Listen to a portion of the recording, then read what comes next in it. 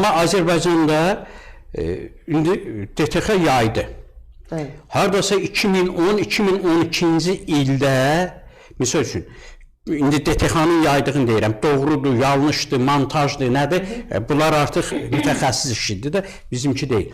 Göstərirlər ki, bəs müxalifətlə Ramiz Mehdiyev qüvvələrinin əlaqələri var idi.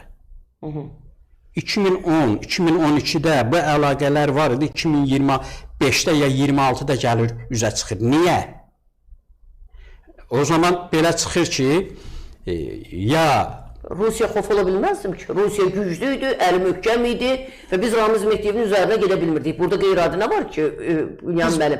Ona görə deyirəm, Rusiya faktorunu biz niyə... Eyni şeyi təkrarlamağa məcbur oluram. Bunların hamısı təbliğatın, mətbuatın təsirindən doğan fikirlərdir. Yəni, Rusiya xofu... Az idim Rusiya xofu? Rusiya xofu olmasaydı, Rusiya xofun deyəcəyim, Şurət Hüseynov mənim adamımdır. Rusiyanın təmiz 100% Rusiyanın adamı idi. Yəni, onda niyə Rusiya xofu olmadı? Niyə Rusiya xofundan qorxmadılar? Həmin müddət xatırınızdadırsa Heydər Əliyev MDB-dən çıxdı.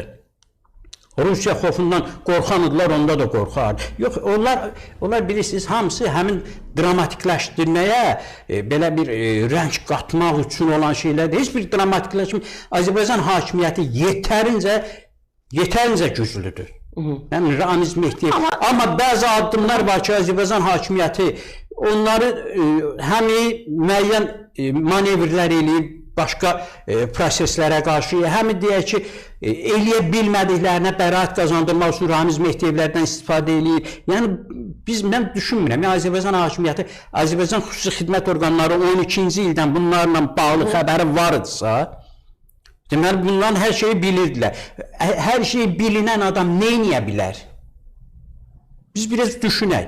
Ramiz Mehdiyevin hər atdığı addımdan xəbərləri var idisə, xəbər yoxdursa, saxtadırsa, o zaman hakimiyyət daha böyük qüsur eləyir. Xəbəri var idisə, deməli, Ramiz Mehdiyev heç nə eləyə bilməzdi.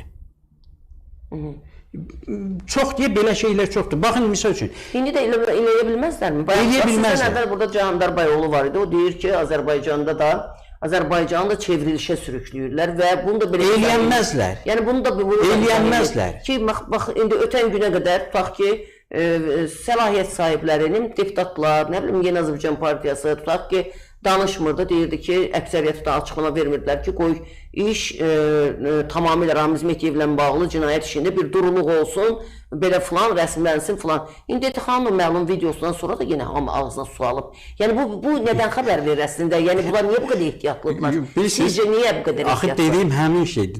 Yəni, orada bəziləri bunu məndən daha yaxşı bilir, məndən daha aydın görür.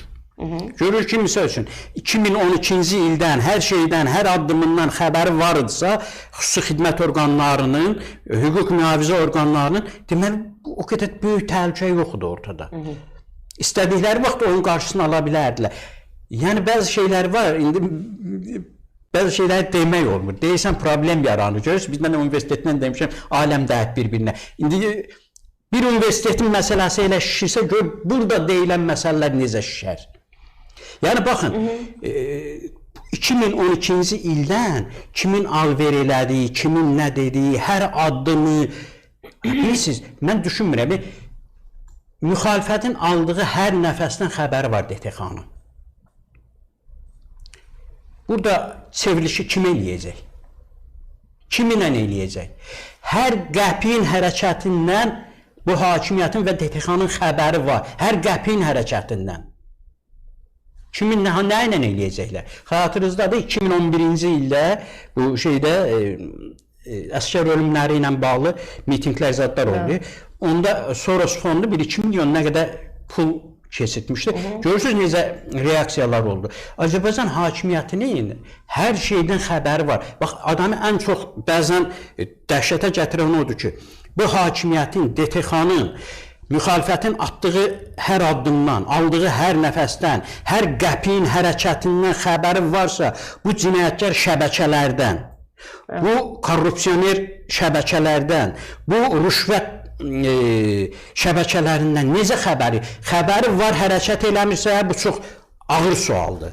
Xəbəri yoxdursa fəaliyyətsizlikdir. Yəni birazdan bilirsiniz, o şeylər adamda, yoxsa mən gələrlər, burada çevriliş eləyərlər, bunların hamısı sadəcə olaraq hakimiyyətə hansısa görünür, addımlar lazımdır, onları eləyir. 100 dənə Ramiz Mehdiyev gələ, bugün onları eləyə biləcək gücdə deyil.